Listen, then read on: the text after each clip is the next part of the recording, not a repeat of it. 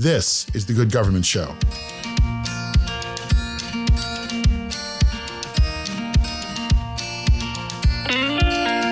I know who I want to be. Like, they taught me how to get there. There's really nothing that I can't overcome. There's really nothing that any of us can't overcome, right? Like, if we really give ourselves the time to process it. The $1,000 is more of like my backup money, I want to say. I try not to use it unless I really have to.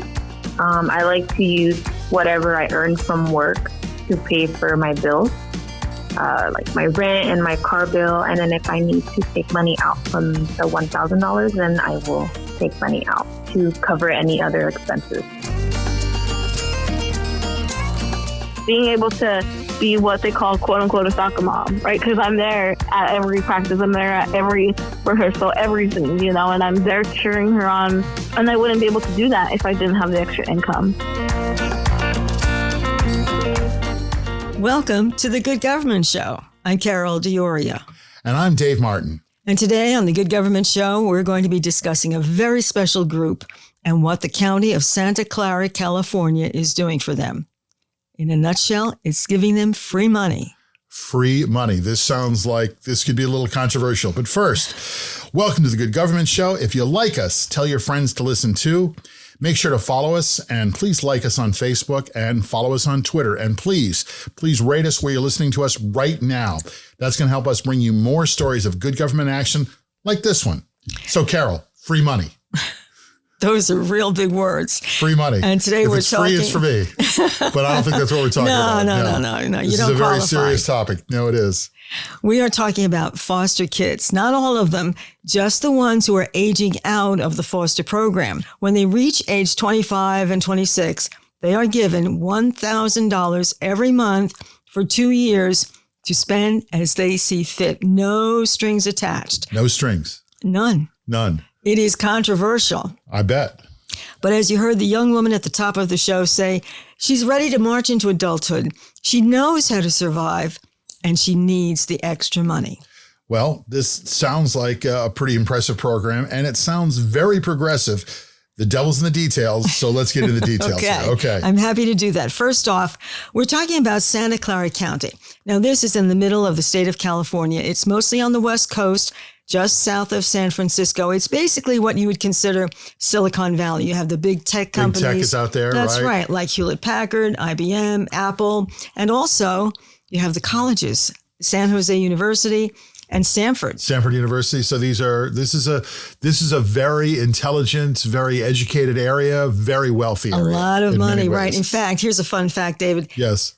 Santa Clara has the third highest GDP in the world after Zurich, Switzerland, and Oslo, Norway. So this is a very, very progressive area and very expensive. You got that. And they still have kids in foster care. Right. It seems almost like, how does this happen? See, this is one of the things about the show that I think is really interesting is that we're finding that in places where you wouldn't think there are problems.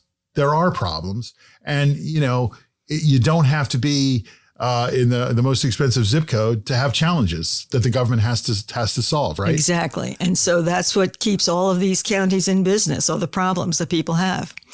So what they did, because it's an expensive place, they started a pilot program for foster kids who are looking for extended help. And Melanie Jimenez Perez is the program director. They have all been within the foster care system. And at the age of 24, most of them are still trying to complete their education and working full-time and searching for stable housing. So it takes at a critical time where it's really just been used to stabilize their lifestyles. They use a majority of the funds for housing so that they can stay where they're at. And for a majority of them, they also signed their own lease for the first time in their lives. Which is a big step. Absolutely. They were couch surfing or kind of going through the different housing programs that are provided, but all looking at temporary housing. And with this stable funding, they were able to sign a lease. And for some of them who are parents, also for the first time to have bedrooms for their children instead of smaller spaces. So this $1,000, is this all they receive from the county? Oh, no way. They do qualify for other programs because usually they make very little money. Remember, a lot of these kids don't even have high school diplomas. So for more details on this, let's go to a fellow named David Little. So David Little, go ahead. Who is he? Yeah, not like you. He's David Little, the Santa Clara director. That was a big joke, wasn't it?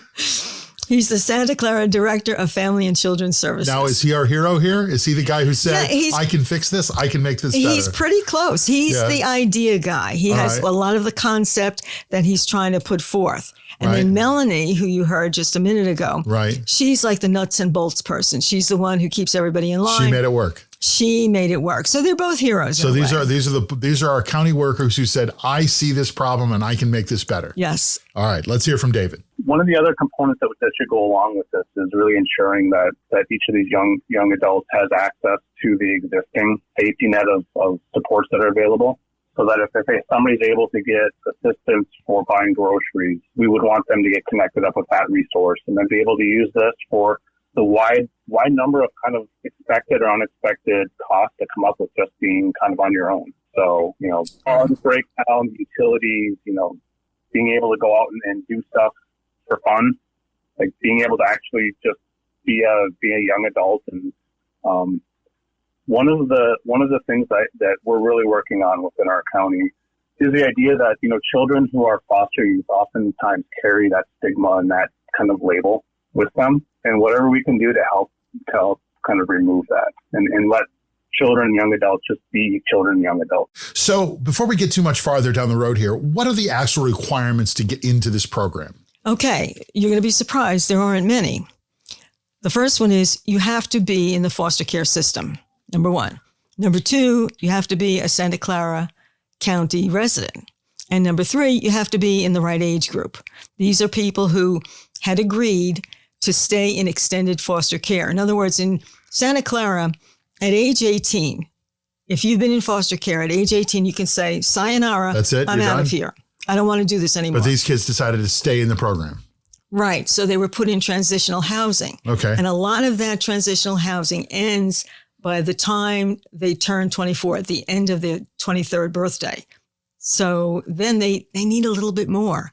And that's where this program comes in handy. All right. Well, let's get back to this no strings attached. They just get $1,000. They can do whatever they want. That's their money. Is that the way it works? That's it. No questions asked. That's exactly right. And how about we let Melanie Jimenez Perez, the program director, try and explain a little bit better. I want to hear how this works. I'm sure you do. This is a no strings attached pilot. So they can participate in other services, but they aren't required to.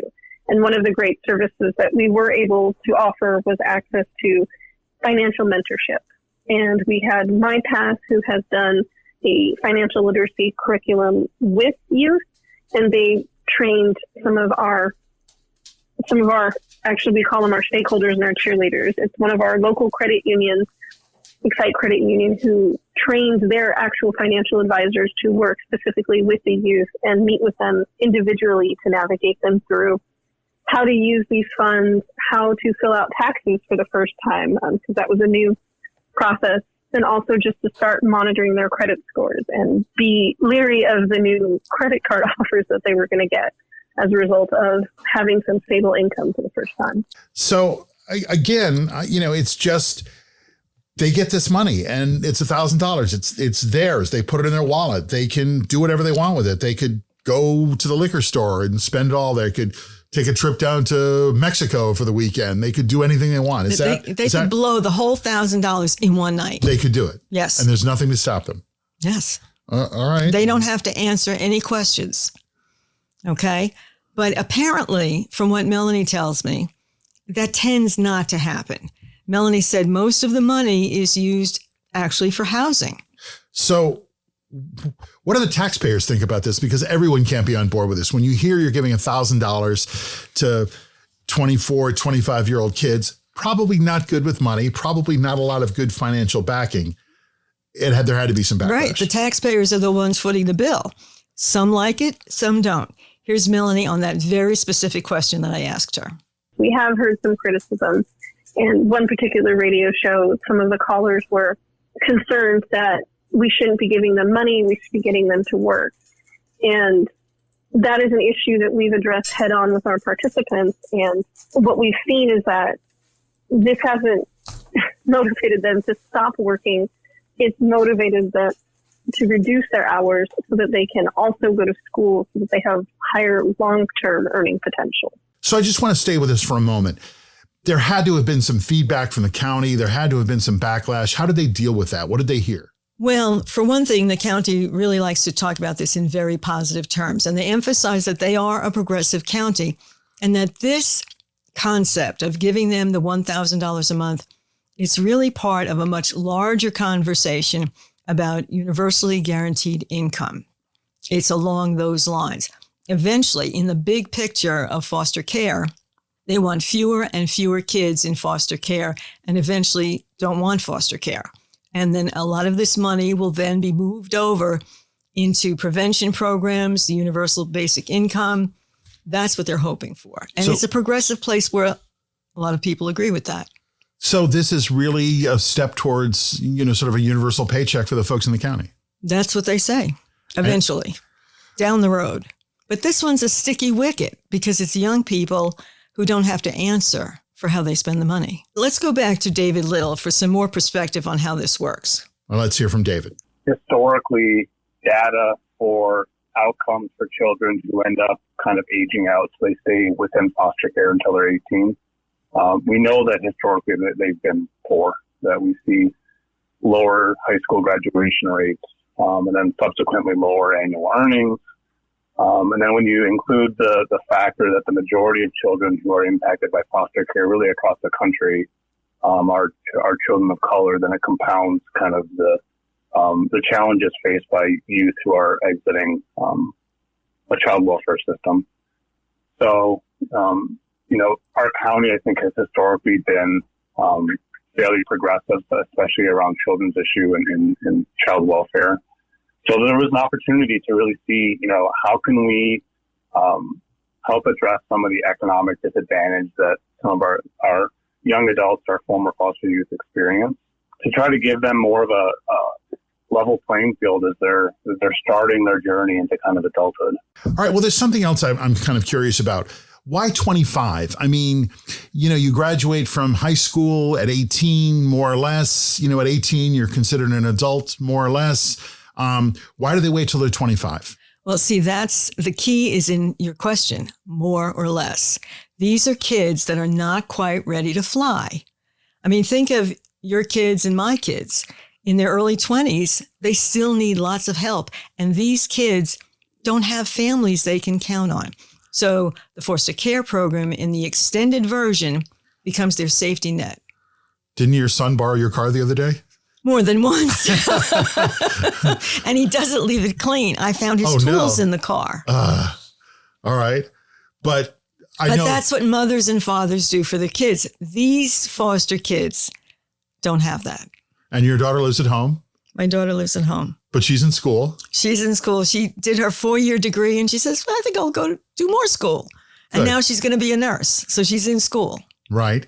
And, my daughter, I guess, I'm in the same boat. My daughter just recently graduated from college. She moved back home. She has 2 jobs. So, kudos to her for that. But she still lives at home because really, even with the 2 jobs together, we live here in Brooklyn and New York City. She can't afford the rent. It's very expensive. We got our own car. Right. See, and what about her health insurance? She's on the family plan. So, right. Yeah. So are my kids. Right. They're on the family health plan until they're age 26. You see that magic number? You know what my daughter does? And she's doing this since she was like 5. I give her $10 to go get something. She keeps the change. She of course. She's very smart. Well, okay. If you want to say smart, I'll go with smart. Okay. But yeah, I see what you mean. I mean, 23-year-old college graduate. I mean, look, certainly I remember my parents telling me my father was 25 years old when he got married. My mother was 23. And that was just silly. They were all set to go. Yeah. They had an apartment. And within a couple of years, my father built the house I grew up in. It was a different time. And he didn't come from foster care. No. But he had, I'm sure his dad helped him build his house, right? No, he did not. Well, his brother did. His brother. Okay. Yeah. Well, see, there you go. Family's close by. Right. So the people who designed the program say these kids, as they age out of foster care, don't have the safety net. And that's why they need the $1,000 every month. So now let's take a break. When we return, we're going to go into how, if there are no strings attached, the county has to keep track of this money. Yeah, I want to hear how they're watching their money. Right. But first, a word from our sponsor, NACO, the National Association of Counties. The Good Government Show welcomes a new sponsor for season 2, and that's NACO, and that's the National Association of Counties. Carol, did you know that county government affects more people than any other form of government? Well, I do now. Funny, you would think city or the federal government is bigger. Well, right, but it's not. You think about this.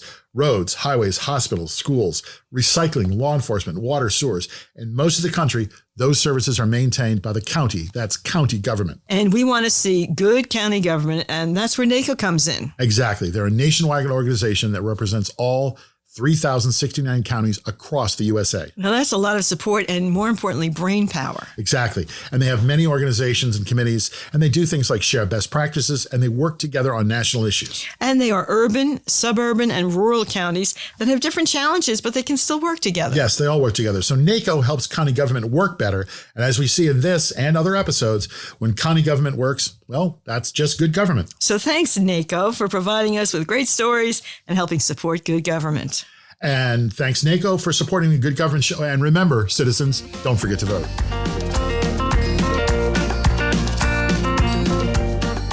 Welcome back to the Good Government Show. So, David, let's see if we can follow the money. Yes, I want to track this money. Go ahead. Here is Melanie Jimenez Perez, the director. We have quarterly surveys that they are allowed to participate in, but they are not mandated to participate in.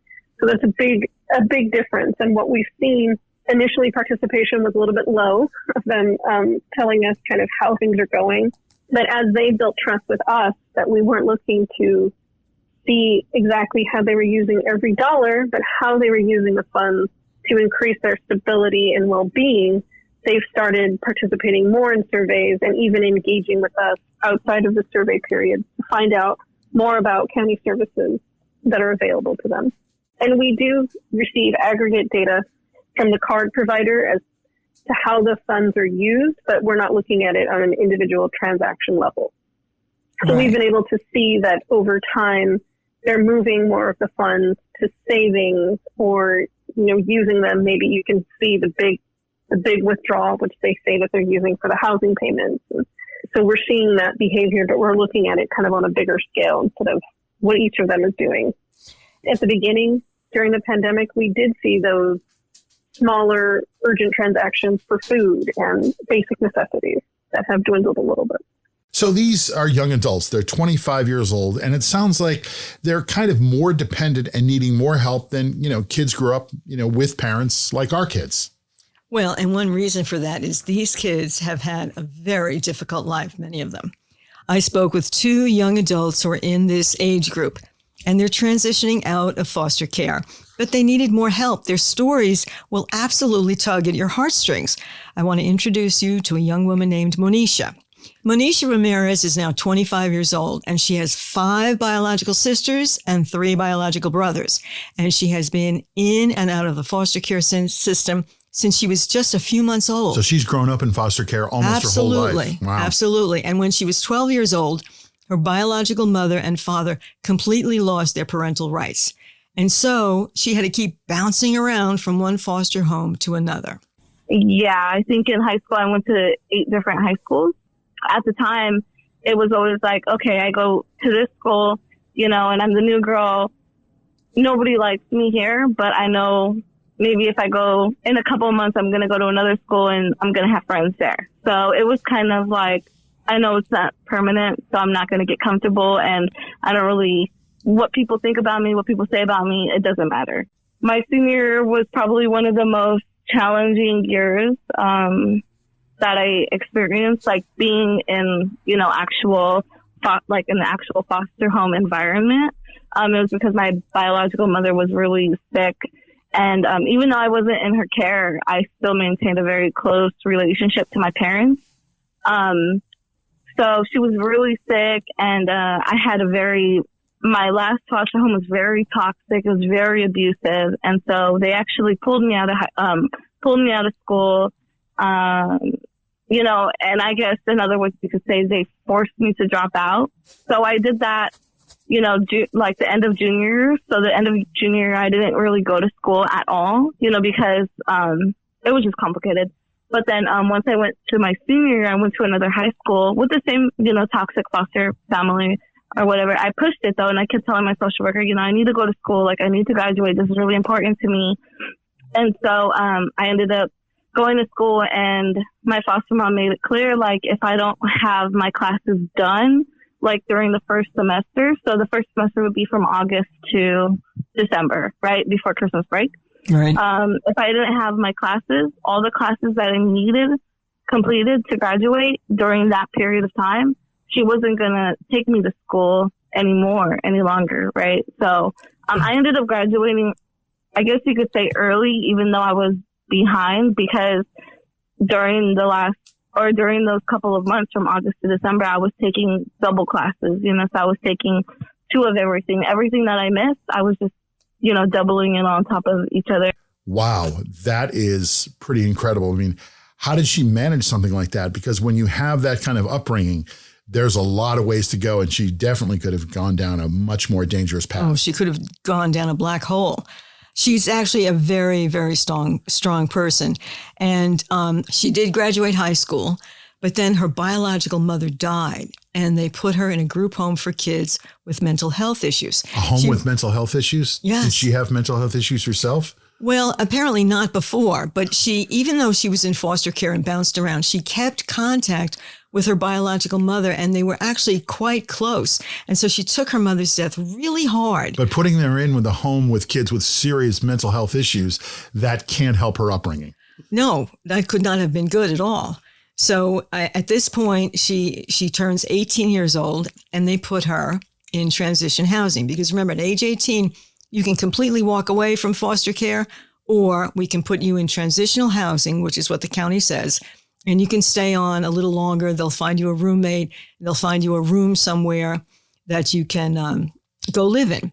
So she that's what the road she took. When she was 21 years old, she became pregnant, and she had a daughter named Bethany. So she would rent a room here or there. They do couch surfing, and she moved in with her boyfriend's sister. All this time, while this is going on, she's working and she's enrolled in college. Well, that's kind of impressive. She's working. It's very impressive. She's working and going to school throughout all this. Right. But she didn't have a car. So she talks about going taking the bus 2 hours on a bus ride each way. And then when she comes home, she's had got a baby. To take care of the baby. Exactly. Then it got worse. She tried to break it off with the father of her child, and he reacted violently, and he beat her really badly. So badly, like she had to be hospitalized. And not only that, he also kidnapped the baby. Oh my gosh, this really does get horrible. Oh, horrible doesn't quite cover it. But this young woman is really a survivor, David. The guy went to jail, and most importantly, she got the baby back. That's good. Yeah. But the point here is she had to work hard, even in the foster care program, to stay on track, to keep her head afloat. Wow. It sounds like she really had to do some real hard work. And she must have this real great drive to succeed. And that takes a special person. Oh, it does. And being in foster care makes it that much harder. So in this case, any helping hand can really make a big difference. So let's take a break. And when we come back, I'll tell you how she's really using her money. Yes, good. All right, let's put that behind us and let's get to the good news part of the story. That's coming up after the break.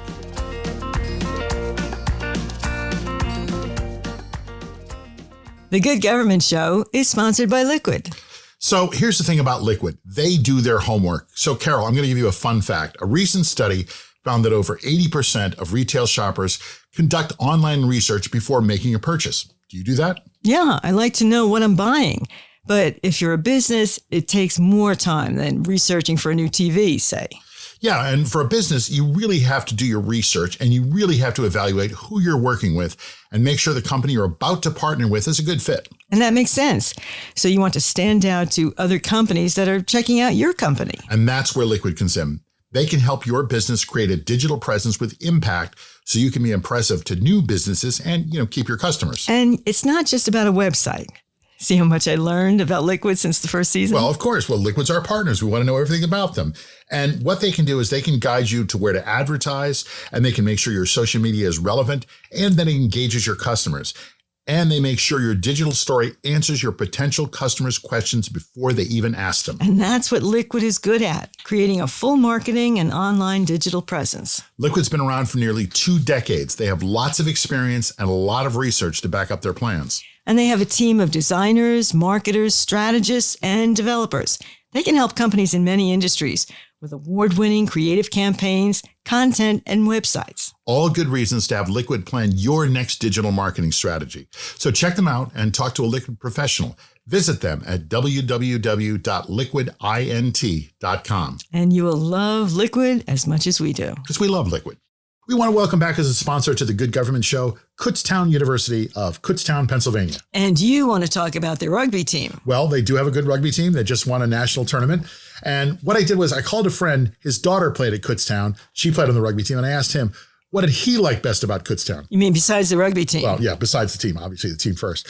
But he responded to me and said something I didn't know. His favorite thing is the chicken tower, or it's also called the Angry Chicken. What? I hesitate to ask. The Angry Chicken? Well, it's such a landmark that it's actually the school's logo. It's a clock tower. And apparently when you look from a special angle, the clock looks a little bit like a chicken with an open beak. So It's the Angry Chicken. Okay, then. Well, let's talk about the other stuff, like that their degree program in music business is now nationally accredited. They offer undergraduate certificates in cybersecurity and technical writing. So is this what we do? Is this technical writing? No. Take a class and maybe get better at writing. Oh, come on. That's not fair. You know what? You would benefit from the new graduate certificate program and be a school social worker. Maybe you'd be nicer. All right. Well, the point is Kutztown is a forward-looking university. They also offer Pell Promise scholarships. And for students who qualify, student tuitions and fees are all covered. And that's just some of why we like Kutztown and are happy to be associated with this university. Oh, and my friend thought it was really cool that sometimes the locals, they ride through in a horse and buggy. So check out Kutztown University. That's Kutztown University, and cheer on their rugby team. Of course. Yes, please.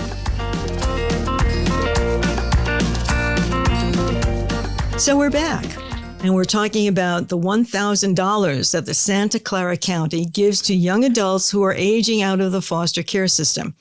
And Monisha makes really good use of the money. Listen to this. Really helpful because I was in a position to take my daughter to ballet classes and gymnastics. She was in sports, and so that helped her. That helped her mental healing.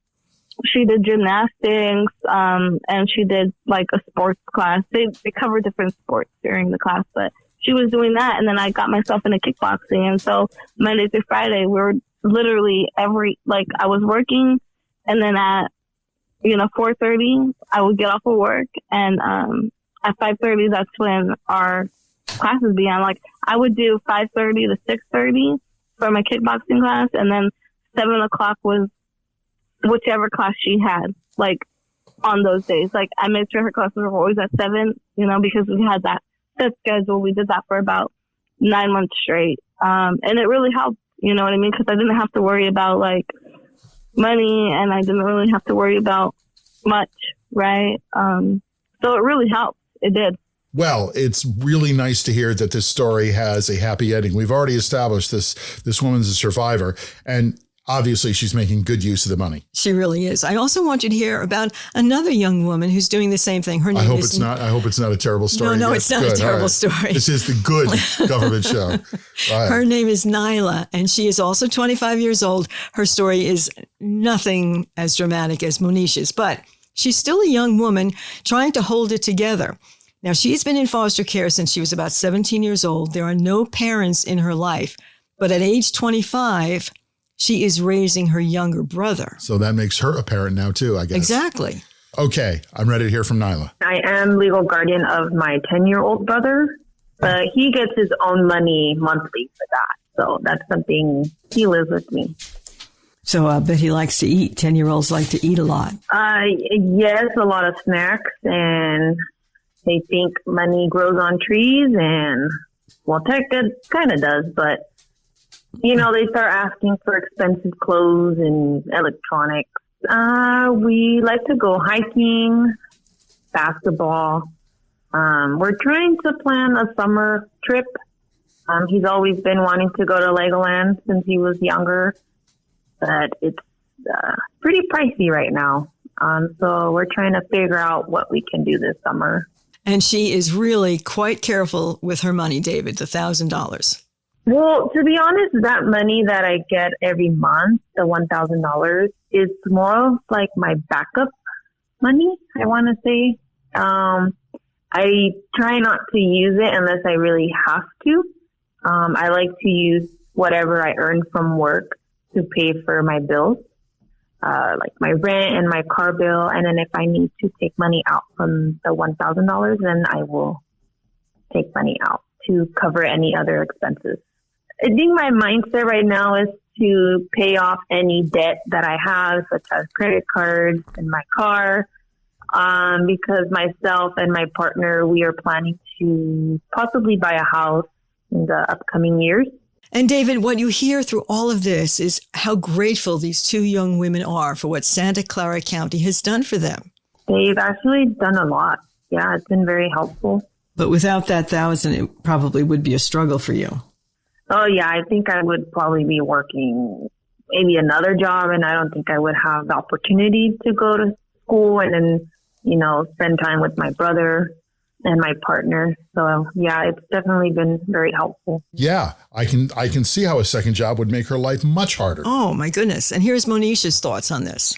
They're giving it to us much longer than I expected, and I've been very grateful, to even be considered for it. Like, this is the kind of stuff that makes me happy, being raised in the system and watching it go from all that I experienced to this, where it's like they really do care about us, like as individuals, like they know us by name. You know what I mean? It makes me really happy and proud, trying to build myself as the woman that I aspire to be, right? The mother that I know I could be, like, and this is kind of like me, like, looking, at Vic saying, like, no, like, I am a woman of power, and this is me showing the system, like, you guys did good with me, like, I will forever be grateful. Like, I'm not happy that, my mom and dad couldn't do what they should have done as parents, but, I'm proud of being from the system and, like, being a foster kid, and everyone has their idea of, like, what foster kids are, or, like, who they are and, like, what they're going to be, but that's not the case. You know what I mean? And not everybody uses extra money for alcohol and partying and drugs. No, some of us want to be great parents, right? And just because we have a job doesn't mean that we can't use the extra money. And for me, in my case, like, it's definitely helped me, like, expose my daughter to, like, a normal childhood, literally. You know what I mean? Like, being able to be what they call, quote unquote, a soccer mom, right? Because I'm there at every practice, I'm there at every rehearsal, everything, and I'm there cheering her on. And I wouldn't be able to do that if I didn't have the extra income. Wow, she really recognizes the good that Santa Clara is doing for her and all the young people like her who are in the program. So, Carol, that brings up a question I have. How many people are in this program? Well, in the first group, with the first portion of the pilot, there was 72 people. And then it was approved for a second cohort, and they approved it for another 50. All right. So we've got some people doing this. And are they going to expand the program? Is this going to continue? Well, they're taking it on a group by group basis. So they had it approved twice so far. And we'll see. In fact, this is something that we really should get back to, David, down the road and check in with them and see how it's doing.